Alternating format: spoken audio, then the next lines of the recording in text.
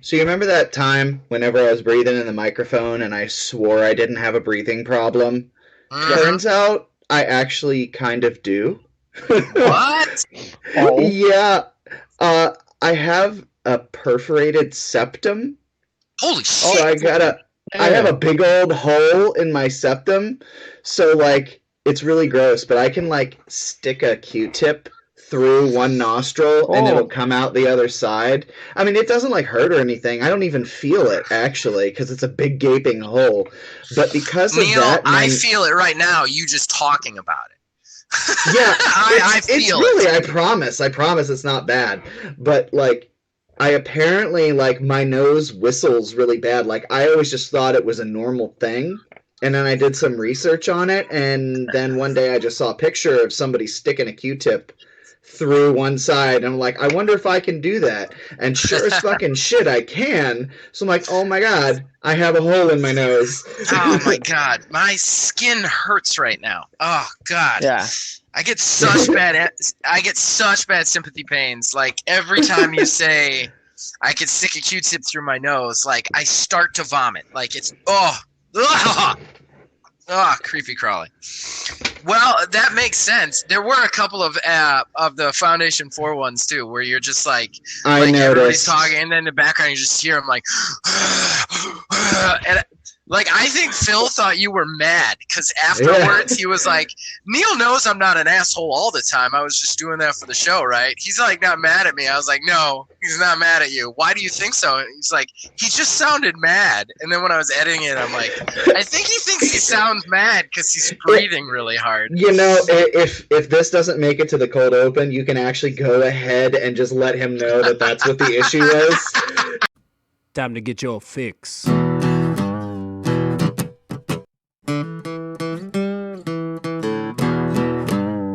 It's a horrible gaming podcast. It's not good, it's not great. Horrible gaming podcast. It's not even what you would call fair. It's really not that good.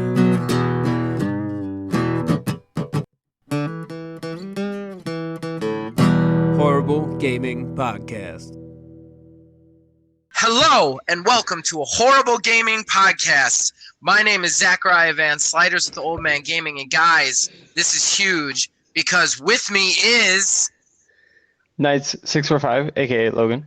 and Neil, aka Tiny Wizard. I just say it's crazy we didn't rehearse who was going to talk first, and you guys just somehow knew. I think we were both waiting for the other one to say something, and then it was one of those, there's too much silence, and Logan got to it first. Yep. So officially, all three of the hosts are on this show hosting the podcast. I'm super excited about this. You're going to get all three of our point of views for the young, the middle-aged, and the quickly becoming aged. It's going to be a wonderful show. But before we get into it, we need to go into some disclaimers. The biggest one, and I've talked about this on some of the other shows, we're having this audio glitch on Anchor where everything seems to be like a half second behind. And then as the recording goes on, our audio becomes unsynced. The way we record this, I don't want to get into it too much with you guys, but there's no way for me to fix this in post. Like, absolutely no way to fix this in post. So, and Anchor can't tell me why it's happening. So we just keep trying different things. So today we've got a couple other things we're going to try and fix it. But if you're dealing with that, I'm very sorry. We're doing everything we can to fix it. One day we're going to get this working, even if we have to just use a different app.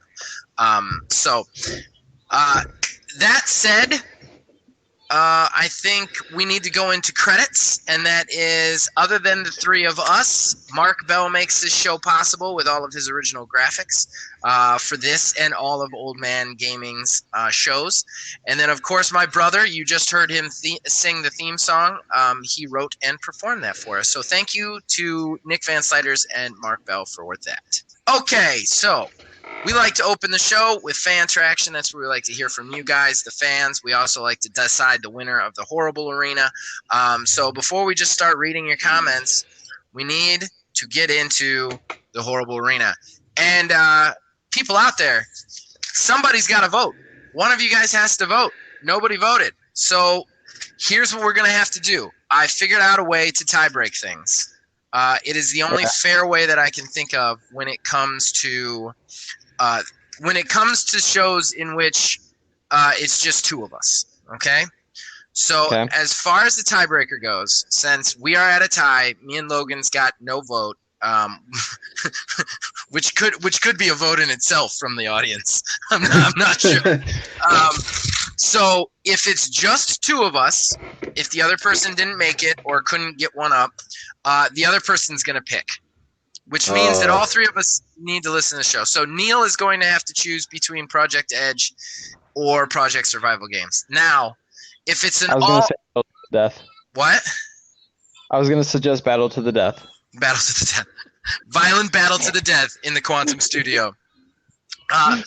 We just cough on each other in public and see who gets shot first. There you go. If it's all three of us and we have a tie, because that's a possibility too. If it's all three of us and we have a tie, all three of us are going to vote, and we can't vote for our own. What if each one of us votes for like one vote on each one of us? Yeah, which could happen. Yeah, we could all just basically vote to our left, and we could all tie it again. If that freaking insanity happens, because we're going to anonymously vote through Messenger when that happens. If that insanity happens, I'm literally going to write the project names down on a piece of paper and let Stella pick one out, and she can decide who the winner is. If we're that into the hole on a tie, then she's going to decide it. Then it doesn't matter. It's a flip of the coin anyway. So, Neil, you had Project Edge, which was the For Honor Battle Royale versus Project Survival Games, which was 2-part survival game, 2 parts Battle Royale. Which one will you choose? I think I'm going to go with Project Survival Games, just because I feel You're like... fired from the show. I feel like that would be something that I would actually play. It would take me out of the Battle Royale thing. Kind of like how, like, Warzone in Halo 5 was, like, this weird multiplayer but not thing. Like, It was like a destroy all the waves of dudes, but at the same time kill the other guys. Like, I kind of dug that. So, I'd go with that. All right, Logan. That's a big old W for you, man. Big old W for you. So congratulations to Logan. You got the win on the Horrible Arena, man. That's right. Never doubted myself. Never doubted yourself. Okay, I got to get that crown back. That's 2 weeks in a row I think I lost. It's making me sad. It's making me hurt my soul. Okay. So, for other comments, we asked you guys out there, what's your quarantine game, and what game has acquired your attention the most for being stuck in the house with Corvid running rampant. And Kev Too Tall, our favorite commenter, came through again. He posted Rainbow Six Siege, Axiom Verge, Pokemon Shield, Call of Duty Modern Warfare Battlezone, Rust, RimWorld, and those are his current games. Which, that's a pretty good lineup. I have heard that Rust is coming at some point to Xbox. I really want to see what that's all about, honestly. That's one that I want to see if I like that one. And then Kev Too Tall also posted Punctuality Matters, and I'm not exactly sure what he's referring to on that one. I think Kev Too Tall like live comments as he's listening to it. It's wonderful. And then he also said he can't get over the lack of recoil on the guns, specifically referring to Modern Warfare. Whoever is in a squeaky chair on this podcast, stop having a fist fight with it, please. That is not me. That might be me. It sounds like it is suplexing you. It might be me. I have a cat at my feet who keeps biting my toes. So. Oh, son of a bitch, cat. It's cats. All right, Kev Too Tall said he can't get over the lack of recoil in the guns on Modern Warfare, which I agree with. That's always been kind of a problem. But at the same time, I think lack of recoil makes it easier for people to play and makes the game more accessible to the everyman. He also says Gulag is an awesome idea. And I'll say this here. I said this to Logan the other day. I think Gulag is the single most important contribution that Call of Duty has made to the Battle Royale genre, personally. He did that. Kev Tutal also said the prison shower looks like it was ripped right out of the movie The Rock. I don't know if Logan, have you seen The Rock? That might have been before your time. I've seen The Rock. I've seen The Rock. Damn straight, you've seen The Rock. Michael Bay when he's good. Everybody now like makes fun of Michael Bay. I'm like, no, The Rock. The Rock was good. And then he also said he's not only an indentured servant, but now we're claiming he's crazy. He won't stand for such treatment, so he's going to be in his recliner, which he is a funny dude. So thanks, Kev, for all your comments as usual. Keep them coming. And everybody else out there, we'd like to hear from you guys. So please comment here. You can comment on Facebook. You can join our Discord. We really want you to join our Discord. If you join our Discord, you get kind of autonomy, man. You post. There's a bunch of different chat options, and those can actually control the outcomes of the show and what we talk about here and on the other ones. So what are you guys' quarantine games? I know what mine is. My quarantine game has been Minecraft. What? Yep. I haven't seen you on Minecraft once. Where are you Minecraft? I built a giant rail. Built a giant rail. I got back on my old Minecraft world, and that's what I've been doing. Okay. All right. Yep. Neil? Definitely Doom Eternal. And Neil's leaning into the apocalypse. Yeah, I may as well prepare. And I will probably say that I have not yet, but probably a little bit of Animal Crossing. Oh, yeah. We might briefly talk about it, but I actually had the slightest bit of fun, and I was like, okay, all right, okay, I guess I'll give it a chance. We might talk about that because you were pretty against it, and anybody who has seen our video, which by the time this goes up will have been out already, you were very upset that we were forcing you to play Animal Crossing. Yeah, I do want to say everybody should go check it out because Neil figures out how to make his little guy hump things, which was exciting. Okay, my quarantine game, speaking of Animal Crossing, my quarantine game is Animal Crossing. That's all I want to play right now. It's all I'm thinking about, and I get bummed when I want to play something else. It's like, absolutely, I want to be on a desert island with animals that can't possibly have the coronavirus. just like catching butterflies and like picking up sticks and shit. I'm totally okay. I don't even care that I owe Tom Nook and his cronies like 120,000 bells or whatever those are. Okay. All right. So that's fan traction. We got to ask a question for next week. That's what we got to do. So I'm going to ask a question this week, and this is a question that goes in touch with our horrible arena later. It all comes full circle. What's your favorite game that doesn't have combat in it? Or do you just not play those games? Does it have to have some combat, some fighting, some murder? If it doesn't, what's the game that's like not a combat-based game? I mean, it could probably have a little combat in it, but the game's main mechanisms are more about talking or crafting or something like that. So everybody out there, we'll think about our answers. You guys think about yours and comment wherever you can, and we will read your comments on the air. All right, our first official topic of the podcast. We're a little bit behind on this, but of course, this special came out while we were recording last week, so we couldn't touch on it then. But PlayStation, Sony came out with a PlayStation 5 kind of tech briefing on what the PS5 is going to look like, what it's going to have, what features it's going to be there.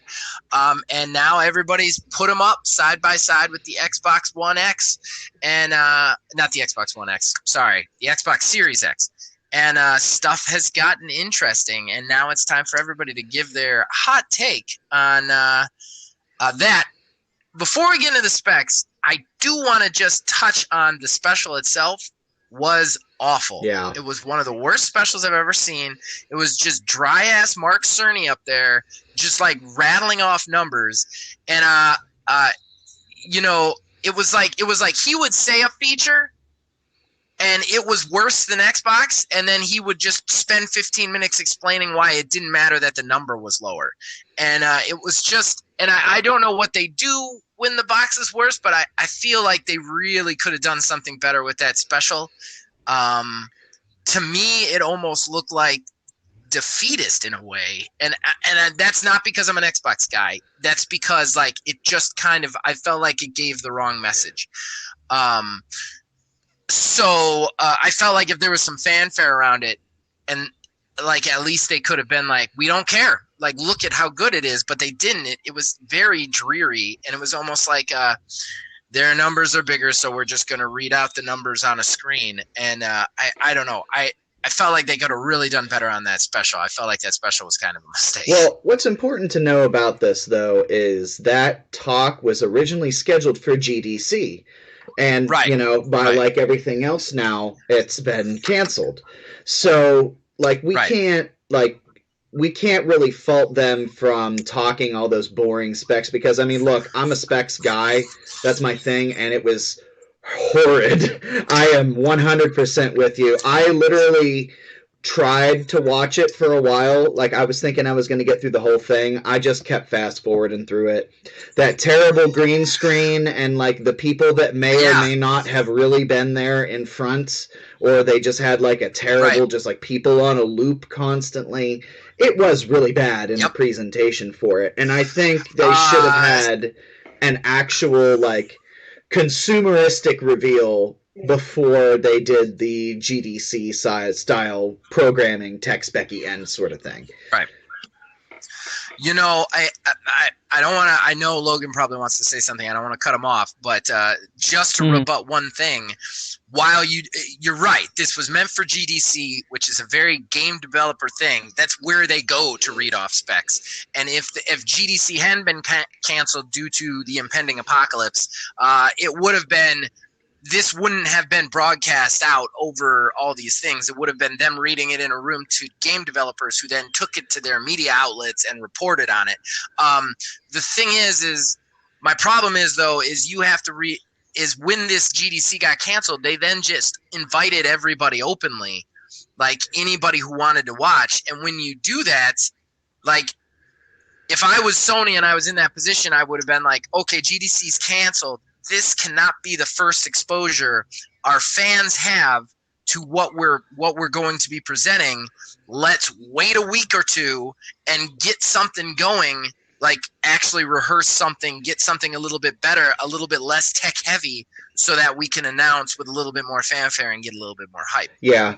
I mean, if you're going to announce all the fans, you have to be willing to take the criticism that comes with doing a boring ass freaking announcement. Yeah, I can definitely agree with that. Logan, what did you get to watch any of it? Oh yeah. No, I got to watch a little bit. Emphasis on a little bit because I could not watch the full thing through. I skipped through a lot. Being that I'm young and have the shortest attention span of all time, they could have added. You know what they need? You know what they need, Zach? They need the hardcore guitar riff that comes after every single time that they announce something. It just went. That riff every time you pick up a gun. Dun, dun, dun, dun. Yeah, like every time, like if they were like 10 teraflops, dun, dun, dun, dun, 3 gigahertz of RAM, bow, bow, bow. Some backwards compatibility, bow, bow. That would have been. That would be so much better. Right, but even that, like, do something. Like there's a great phrase. It's a great phrase. I use it because it has served me well 38 years of life, and that is fake it till you make it. So you don't have the biggest box. Don't go out there and be like, here's the number. Here's why our number's better in the most like humdrum. Like, go out there and just like don't even say it's why it's better. Just pretend that it is. Like, And people would get on board if they just went out and said, we've got the most powerful system, 10 teraflops. And then like a reporter was like, yeah, the Series X has 12. And then he was just like, what's an Xbox? Like, I would have been like, Yeah, exactly. I would like, take my money. Like, that's just for doing that. That's amazing. So yeah. Okay. So let's move into the specs a little bit. That is something we have to talk about. And Neil, this is going to be, this is all about you. This is your subject. The tech specs are not, they don't compare to Xbox in a lot of ways. But Cerny really wants us to believe that in the end they will be. What is your take on it? What do you think? So here's the thing. What I think is is happening right here is a separation between the ideals of what a console generation is. PlayStation is sticking with the standard generation as we know it, whereas the Series X is moving towards something more future-proofed and as a platform like a PC as opposed to a console. You look at the specs on this, and while they are a little bit weaker in the processing power in the GPUs, it's not something that's like absolutely ridiculous. Like, it's not like you're buying just a beefed up version of a PS4 Pro. It's like it's considered a full generational skip. There are the memories the same. They both have the 4K UHD Blu-ray drive. I think it is really strange that PS5 has a custom hard drive with 825 gigs on the SSD, but they're both expandable with the same type of card. The only thing is PS5's worried about the speeds, so we're not. They basically alluded to the fact that hard drives will be available to expand your memory, but necessarily won't be out there yet. With the PlayStation 5, it's going to come in at a lower price than the Series X. There's no doubt about that at all whatsoever. And I think that might be what they're going for, is that idea of a traditional generation. Your upgrade is probably going to cost, if I were to guess, the $499, probably, maybe, possibly, like $450, something like that. I wouldn't say it would be down to $399. That might be a bit ridiculous. But with the Series X, you're getting something that is going to be more powerful than the PS5. But at the end of the day, you're buying something to future-proof yourself, just like you would with a PC. If you were to go to upgrade your video card, do you need 12 gigabytes of video memory? No, nobody needs 12 gigabytes of video memory. But you get that as a future-proofing, as an investment in the future. So while it's less upfront, it would end up being, when the PlayStation 6 comes out, comparably, it's going to be a generational leap, but it's going to be, PS5's going to be locked to PS5 stuff, basically, Okay. All right. I here, Logan, you got to take, because I got some stuff to say, but I don't want to rant on. This is our first time doing 3 all at the same time. Here, why don't you go, Zach? Okay, so first of all, there's no way the PS5 is going to be $400. It costs $450 to make. There's no way. It's going to be at least between $450 and $500, in my opinion. But we still have a bet, and I think we actually did the bet on one of these shows, Neil. I can't remember if I don't know if we did it live or not. I don't think there's a world in which Xbox Series X releases for over $550. I've said it before. I'm going to say it again. I think they will. Microsoft has the money to take the loss, and they want the market shares. They're not looking at this as a make money on the system. They're looking at this as get people into their ecosystem. That's Phil Spencer's mantra. Now, whether he gets voted out or whatever, I don't know, but I still think that his goal is to get this system as close to PlayStation 5 as humanly possible. So let me ask you this, Neil. Let's say in a world, all right. I know you do not believe me at all. We've already made the bet. What do you think the Series X is going to be at? Just so everybody knows. If I were to guess, it's going to be. If I were to guess, it might be 550, 600. I would not be shocked if it went higher because these are fairly high-end specs for the Series X. Yeah. What do you think, Logan? What do you think it's going to be priced at? I still think it's crazy that they're adding all this stuff in, actually. Like, this is just such an improvement that I didn't think that they were going to make with this. I thought that they were going to keep going, like, slightly over, because they're making money still. I didn't think that they were just going to make the giant leap. But according to this, they did. And I need to see it in action, actually. Okay. Like, I still don't believe, like, all these as perfectly as they say that they will. Well, seeing it in action is something I want to mention today. We might even be booting a different subject for me to talk about it. But as far as the specs go, I still think I think this is really interesting.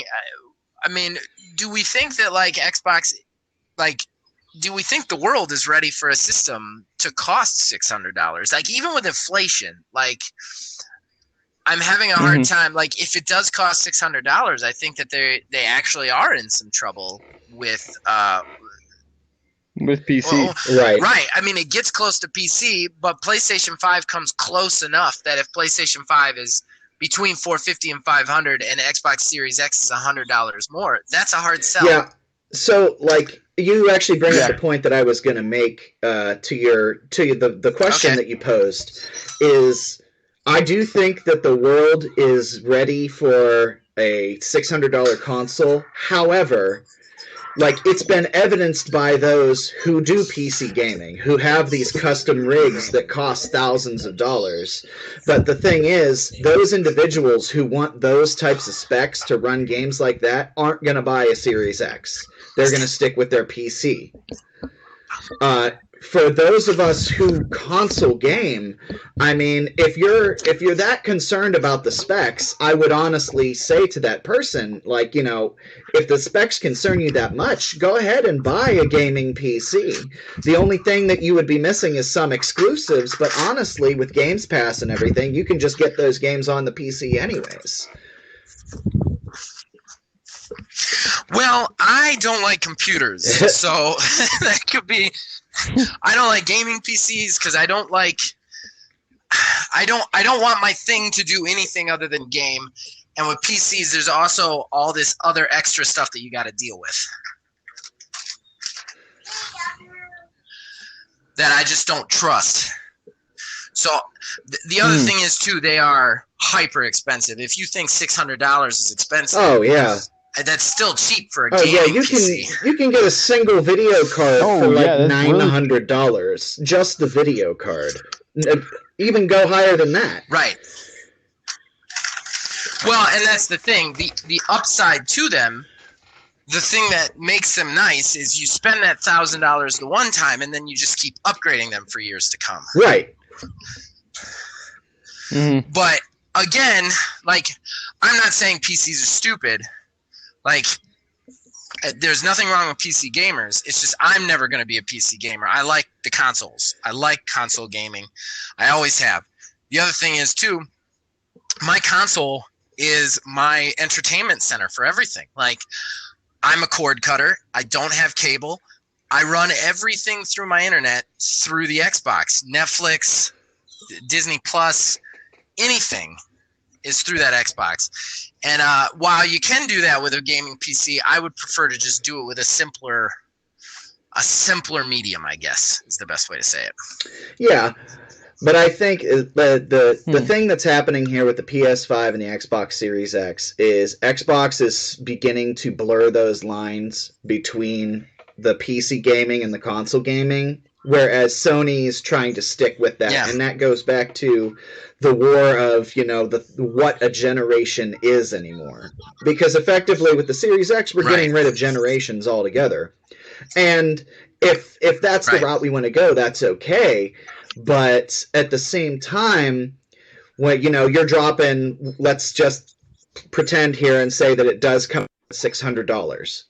The Series X comes out at $600, and it's good for, the question mark is how many years until you start seeing the issues between these games coming out running on the current Xbox hardware. Like, Well, and I do want to say they have done some good stuff with that, saying that like, you know, all that stuff that's coming out with this system will still be playable on these original systems, and that's nice because you could still play it. It just won't be as nice an experience, but you could still play it. And that leads me to believe that when you get the next console for Xbox, it's not going to be something that that I necessarily need to run out and buy. Like, I feel like this one I need to get, and then I'm good for probably longer than I would normally be good. See, for myself personally, oh, sorry, go ahead.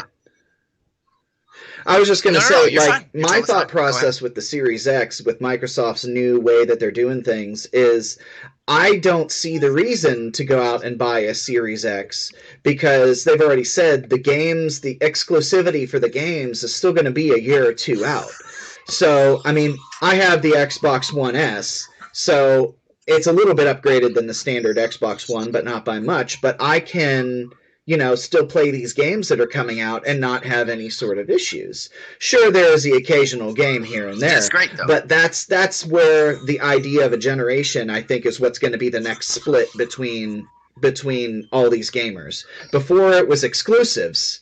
Now we found a way to deal with the exclusive stuff to some degree with Microsoft and Steam and PS5 and all these different platforms. Nintendo, of course, is just playing in a corner somewhere with its toys. But it's, you know, it's going to be its own thing forever. I love them, but let's be real. But I agree with you, Neil. No, you're fine. I'm sorry to cut you off, just because we you're have good. to start wrapping this one up. But the one thing I do want to say, while I agree with you, I like it that way. If I didn't run a gaming channel right now, I have an Xbox One original factory floor setting model, and I've gotten that all the way to here. It's like no S, no X on it, just a big clunky Bertha mother effer. So that needs to be upgraded. But if I didn't run a gaming channel, I would go out and buy the Xbox One X right now because it's super cheap. It keeps me in the medium. It gives me enough power, and I don't need those upgraded graphics. I, of course, run a gaming channel, so I need to try and get the Series X so that I can be current. But if I didn't, you know what I mean? Like, and I like that. I like that they're saying, and that goes into what I'm saying about the price and Phil's philosophy. He doesn't care if this box outsells PlayStation. He just doesn't. He cares that you're playing Xbox. He doesn't care how or where, whether it's on your phone, whether it's on a One X, whether it's on a Series X. He wants to make great experiences all the way around the board, and he wants to give you a bunch of choice and just let you pick where you play. But he wants you on Games Pass. He wants you on Games with Gold, or Xbox Live Gold. He wants you on Games Pass Ultimate. That's what he wants. Like, at the end of the day. But I think you're right. I think it's going to be really interesting to see where this goes and where people go, because I think that we are going to start getting away from that transition. And just Logan, because you didn't get to talk a lot, I want to know, did PlayStation put anything to you that would make you want to switch, even if the price was cheaper too? Like, would you switch? Oh, not that. Okay. No. All right. But no. would you get an Xbox Series X right off the bat? The thing is, how much would it be? Because for me, I'm already contemplating getting a PC anyways. So if this comes out for 600, like it's 650, then I'm like, okay, if I just take a little bit more of a jump, then I can just get a PC that's going to last me a lot more years. What Logan was saying. Not Logan, what Neil was saying. Sorry, guys. You guys have switched so many times. It's fine. My brain is gone. Oh. All right. Well, I think we've covered that up, so we're ready to move on. All right, we are back. We are back with my last breath, my podcast rant segment. We are still going with this thing, and we have decided that since Logan got to pick last week, Neil, you get to pick this week. What am I ranting about? Given we were just talking about it, I'd say what's great about Animal Crossing? Why is it so good? Okay. All right. This is going to be fun for me. All right. Okay. All right, I await your countdown, gentlemen. All right, going in 3, 2, 1. It's so good because of the coronavirus, first of all. Like, number one reason it's good, it couldn't have gotten launched at a better time. You're stuck in the house. You don't want to be depressed. This game is literally just about a cute villager that you create to look like you that helps animals on a deserted island where nobody could possibly have a virus to give you. It's wonderful. On top of that, the genius of this game is it happens in real time, actual real time. That means the days go by in the game as they go by outside of the game. So every day, there's a reason to wake up and get on. It's one of the first things I think about is, man, I got to log on to find out what Tom Nook is going to tell me today that I need to do, that I need to grab, that I need to get. You can, and just every time you play, there's something new to do, and none of it is violent or sad or depressing. There's no terrible backlash to it. There's not blood and guts going everywhere. It's just really peaceful and happy. It keeps you happy the entire time. I think I was pretty good on that one. I think I was pretty good, but I'll wait for you guys' approval. I'm going to try and convince them. I am going to tell you I gave you a couple extra seconds because I don't know what happened. Your first, like, maybe 5 seconds of it totally dropped off and was silence. Oh, that's so not good. I don't know what was said during that period of time. But outside of that, yeah, I'd go all right with that. What do you think, Logan? I gave you a B. Yeah, that's where I was going to. All right. That's kind of where I was going to. It is then. I'll take a B. I'll say that's fair. Animal Crossing is fun, guys. Everybody should go out and try it. It's a happy game. Happy game to make you feel warm and fluffy inside. All right, so our next topic is the terrible company that is GameStop has done more terrible stuff. And so here's the skinny, because off mic, Logan has already told us he doesn't know about this story, so he's hearing it for the first time, so I'm just going to go over it real quick. When all the stores were shutting down, GameStop decided to declare themselves an essential retailer, like a grocery store or like a pharmacy, that what they needed was absolutely, what they had was absolutely essential to life in quarantine, and they actually told their managers to tell law enforcement that and stay open in the face of the coronavirus thing. On top of this, and since they have reversed, they are now closing down. And they honestly, I think they're closing down because somebody did a recording on a Reddit, like somebody got into their board of directors meeting or a conference call or something where basically they were just being absolute terrible people, and they posted on Reddit basically saying like there would be like a store person would be like, well, somebody comes in sick and coughing and wants to trade in a controller, should we turn them away? And basically the corporation was like, no, you're going to take that controller and you're going to try and buy their cell phone. So like it was terrible stuff, Logan. Yeah, just based on what I'm reading right now, I'm reading the thing that they sent out, and it is not good. Yeah, it's not good. It's not. They've, like I said, they've walked it back since then. They're now I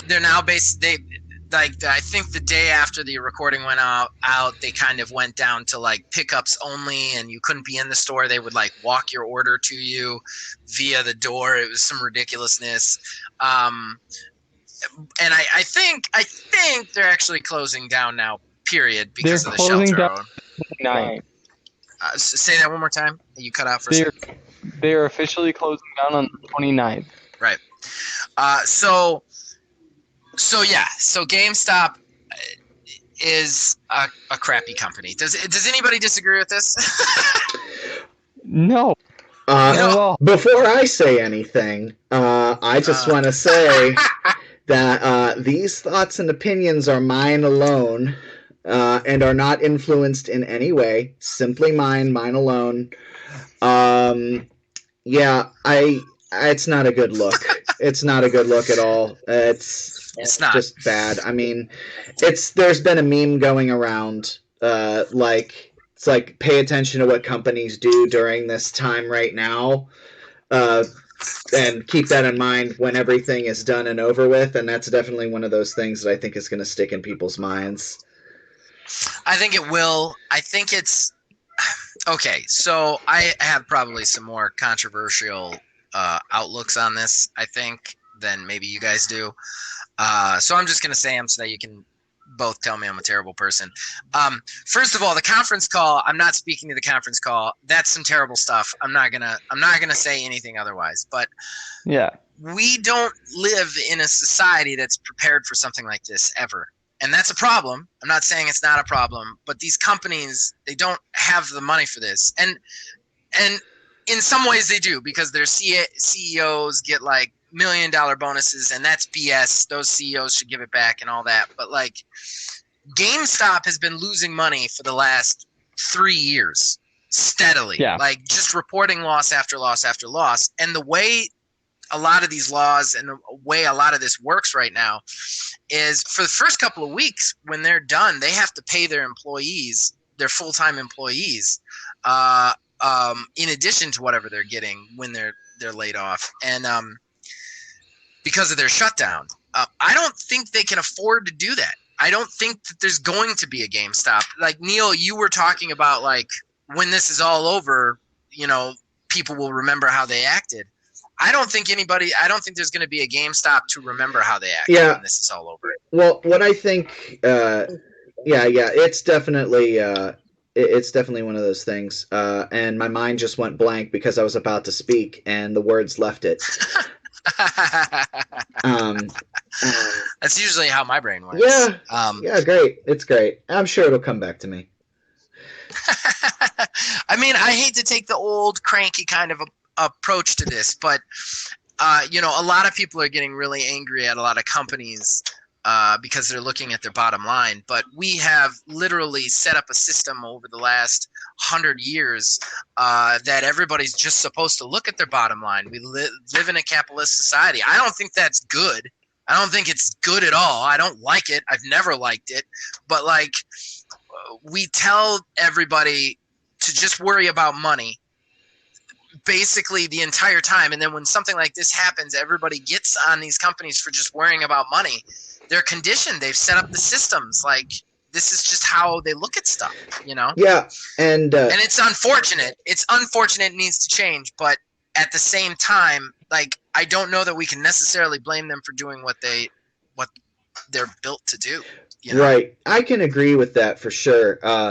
But the thought that I had lost has come back. While I agree, yeah, like they definitely are put between a rock and a hard place with this. But I think whenever it's the government, like perfect example, like the PA government is where this really shined the most. The governor, Tom Wolf, shut down all non-essential business. And GameStop still tried to stay open with this whole, this is, we're essential. We sell mice and keyboards, so we help people work at home. That's literally it. That was their literal only hang up with this. While I can understand them wanting to stay open, the government said, no, you're not, shut it down. And they refused to. So the PA government has pulled GameStop's business license. They cannot at all operate at all whatsoever. And then after this is done, they either reinstate it themselves after it's all done and over with, or they're going to make GameStop go back through and apply for a license again.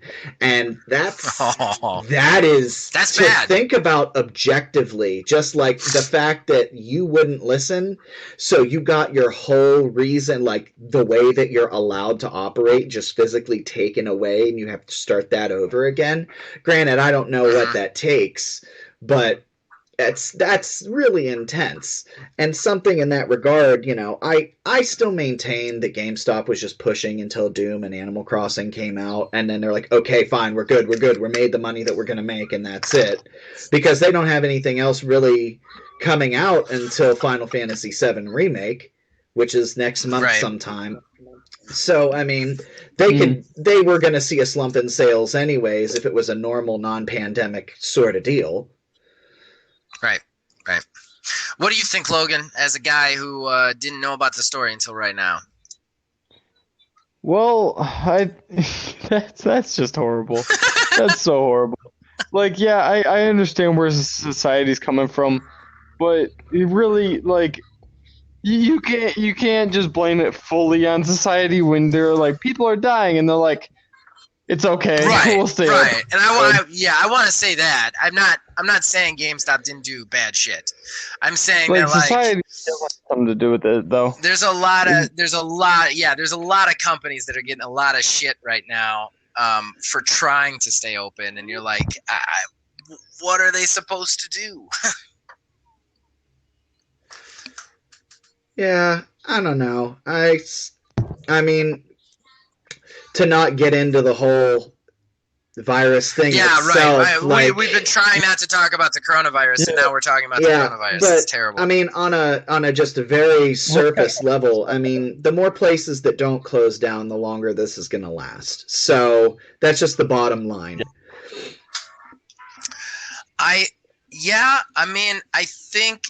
I think we're getting into dangerous territory. Yeah, I know. because I think if we keep talking about this, we're all going to end up just arguing about the response to the coronavirus, or some of the responses to the coronavirus, and I definitely want to avoid that on this show. If that's we can put it back into the original conversation. Then it's like, is GameStop then being negligent by staying open as long as they did? I think 100% they're being negligent. I think it's one thing. Yeah. So I think it's one thing to try and stay open in the first place, especially if they don't have any money to like pay their people, which I think is really the problem. What I think they should have done is they should have said, listen, we don't have the money to pay our people. What do you want us to do? Like, I think that's what they should have done instead of being like cold Nazi-like jerks about it. I mean, I'm not saying they handled any of this right, but I definitely think they're being negligent. And I think when a government tells you to close down, you close down. Right. Period. There's nothing else to do about that. Like, I don't necessarily fault them for trying to stay open, just in the generalist terms. Not necessarily how they did it, again, but like just trying to stay open in the generalist terms. But I do think that telling your employees to argue with cops is a bad idea. If they die, they die. Stand against the waves and you will be remembered in GameStop Valhalla. You will be honored. Yeah, GameStop. Oh, no. All right. So we did the nasty and talked about coronavirus for a little bit. Let's go ahead and move on. Ladies and gentlemen, that brings us to the main event of the show. The thing you have all waited for. The thing you have all pined for. The horrible arena. Crowd goes wild. That's right. In the horrible arena, each one of the three co-hosts, that be me, that be Neil, that be Logan, we are going to pitch you guys a game based on some predetermined criteria. This week's criteria, it's non-combat. Now, don't get us wrong. There can be violence and combat in the game. It just can't be the focal point or the focal mechanism. So it can't be a shooter or a fighting game or a brawler or something like that. Now, we are going to pitch you that game. We are going to pitch you the developer of that game, and we are going to pitch you the title of that game. And then you guys, the fans, get to pick which game below in the comments, on Facebook, on Twitter, on Discord, on Neil's chair, anywhere you want to vote. Anywhere you guys want to vote. So, the Quantum coin toss has been won, and a Tiny Wizard will be kicking us off tonight. So, a Tiny Wizard, take it away. And remember, when you're all done, say you're all done, because I am going to do everything in my power not to talk until that happens. All right. So mine is just really simple. The developer on it would be called, it's That Game Company. It's the one that did Journey back on the PS3. It's literally just like a walking simulator almost. And my game would be called Project Fireside. And it's literally just you walking through the woods.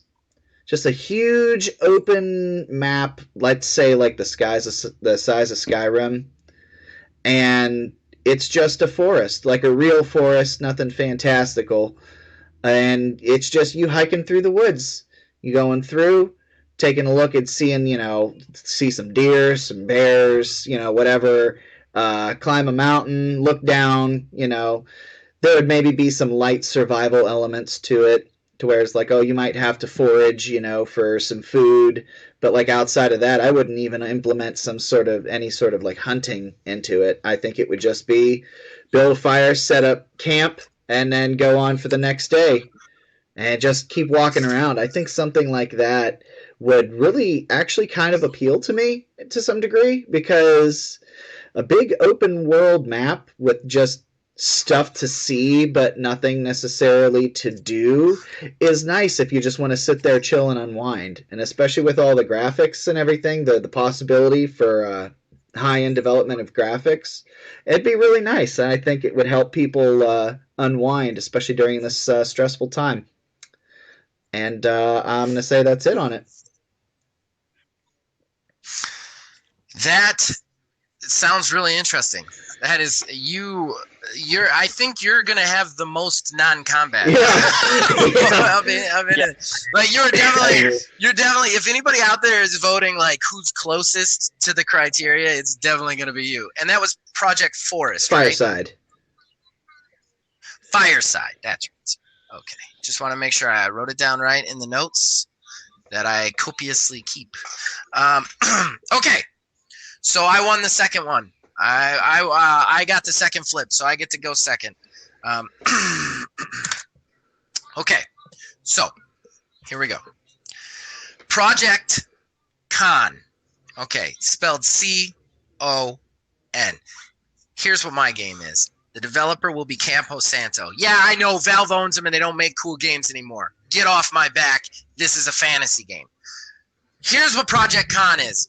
You basically play one character. You get to make that character from scratch, but the game will procedurally generate a con based on like something you want to look for. So like maybe you want to like take a jewel or take a heist or take a money or whatever. Like at the very beginning, you'll get to pick what you're going to try and get.